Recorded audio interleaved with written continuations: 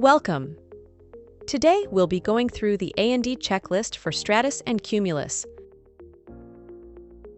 Our first topic here is going to be examining the daily exception report. From the Stratus or Cumulus back office, you want to click into Inventory Management and then Firearm Acquisition and Dispositions. It is always important to update the A&D. To do this, click the Action button and click Update A&D. Now make sure both Post-Acquisitions and Dispositions are selected. Then click the Run button. This may take several minutes to update. Once that is done, running, then you can examine your exception report.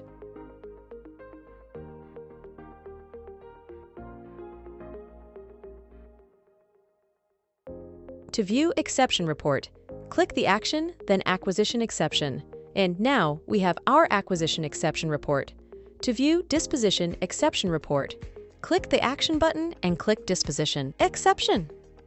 Now we have our Disposition Exception Report. From both reports, you can view brand, product, serial number, store number, transaction type, transaction number, and exception reasons. Next part of the A&D checklist is how to change the acquisition or disposition date for the A&D record. This is where if you have an issue or the need to backdate the PO transfer or sale, then you can have the capability to do this from the front end.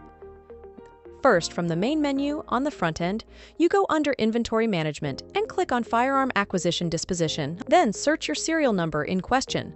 For this case, we will do Test Serial 1. Now click Search. From here, you can edit the acquisition date.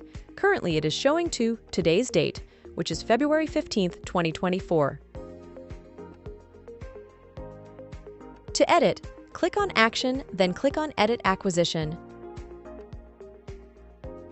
From here, you can change the date time of when this firearm was actually acquired, so we don't need support to actually change it from the database. We can do it from the front end here. Click the Date and Time field to change the date from today's date to be from, let's say, on the 1st of this month. Additional information we could change here is also the name, where it was acquired, the phone address, and so forth. You could also add a custom note here that we're changing information. For testing purposes, let's add a custom note.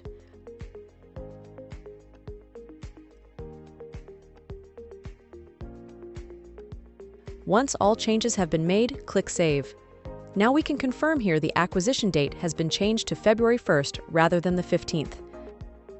The same steps are applied if you want to change the disposition date of when it was disposed. Test Serial 1 has only an acquired serial number, so we will shift gears to a different serial number for demonstration where it has been disposed. Here we have a serial number that has a disposition. So the disposition date for this serial number is from March 27th, 2020. To edit, click the Action button and then click Edit the Disposition. Similar to the Edit Acquisition, we will click the Date and Time field to edit the disposition date. From here, we could change the date, so let's just backdate it to say from March 17th, 2020. You could also add a custom note here that we're changing information. For testing purposes, let's add a custom note. Once all changes have been made, click Save. Now, as you can see here in your disposition date, that the date has been changed to the 17th. The next section here is going to be how to change a serial number that was improperly disposed or received. First, we will go to the main menu screen, then under Inventory Management click Firearm Acquisition Disposition. Then, we will search the serial number in question. We will use Test Serial 1 for this case, then click Search. Let's say if you improperly acquired the wrong serial number, we could actually change the serial number name. To edit, select this row here, then click Action and then click Edit Serial Number.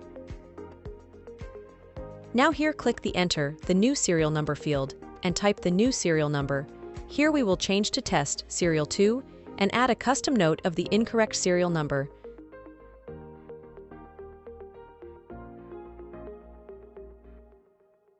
Then, click Save. Once the save is complete, you will see that the serial disappeared in our search result. That is because there is no longer a Test Serial 1. We will need to confirm the change with a new search of Test Serial 2. Update the search field, then click Search. Now, here is the record. As you can see, the new record with the properly corrected serial number, which is Test Serial 2. Also, you can see here, there is the notes have been changed. Similar steps are applied to doing a disposition record, where we could change the serial number as well. So in this case, we will do test 1 serial number. We are searching the serial here. The number is test 1. The disposition record is here, which we changed earlier to date. So we are just now going to change the serial number attached. We will click the record, then click Action, and then click on Edit Serial Number. Here we could change the serial number, so we will change it from Test 1 to Test 2, and make a note of the change from Test 1 to Test 2 in the Notes field.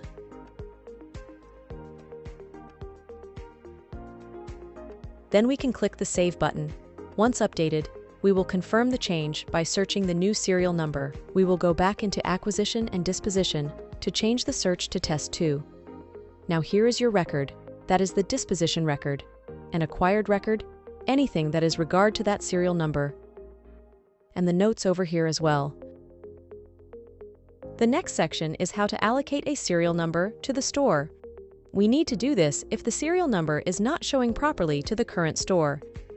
In order to do this, you would need to go into the back office under Inventory Management, then click Serial Numbers. Now here is the serial number screen. For this demo scenario, we'll do the first test serial number we changed earlier, which is now test serial 2. Then click Search. Right here, it says current storage 0, but if you based off its history and transaction history for this serial number, you could actually verify if it's supposed to be in your store. If it is supposed to be in your store, you must click the Action button in here and then click Verify Current Store. This will run to confirm on the serial number, and a message will pop up to show serial number is verified with the current store. Now click Show Search Criteria, then the Search button. You can see here now that Test Serial 2 changed to Store 1 where it should be properly. Since this is the proper store for the Test Serial 2 number, this is correct. If the current store doesn't change and you believe it should be in the store, then this will need to be investigated more further to see why it's not in the current store. You will need to look into the history of the serial numbers to see where it's being acquired and disposed.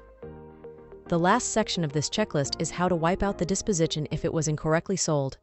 If you had incorrectly sold the serial number to a customer, the proper way to handle this is to void out the receipt in question. First, let's view the serial number from the back office. Here's the test serial 2. This has been acquired and then sold to test 1, 2, 3, 4. If you incorrectly dispose the record to the customer, or if was supposed to be disposed to a different customer, the proper way to handle this is to void the receipt in question that this serial number was disposed. To do this, let's go to the point of sale, and let's click on Activities and then click on Receipt List. From the receipt list, you want to search for your receipt in question, in this case for demo purposes. This receipt was created today, so we will search in the today date range. Here this is the receipt that we are looking for, so now let's void out the receipt by clicking on the receipt, then void. A prompt will appear. Click Yes to voiding the receipt. Give it a couple of seconds for this to complete, then you will get a void. Successful message, then click OK. This A&D will not be updated right away. You would first need to update the books. In order to do that, please go click Action, then Update A&D. Make sure both post-acquisitions and dispositions are checked, then click on Run, and then Yes to the prompt. This will take a couple of minutes to update. Once the update A&D finishes running, you will get a message here that says A&D Update completed successfully. Now click OK. Now you want to exit, click Yes. Now let's search our serial number in Acquisition and Disposition that we just voided out the receipt from. We will type Test Serial Number 2, click Search, and here you could see that the disposition is now gone. Since we voided out the receipt, the disposition had gone away, and this is how you properly remove a serial number that was incorrectly disposed in the system. Thank you for watching. Any further questions, please reach out to our Celerant support team.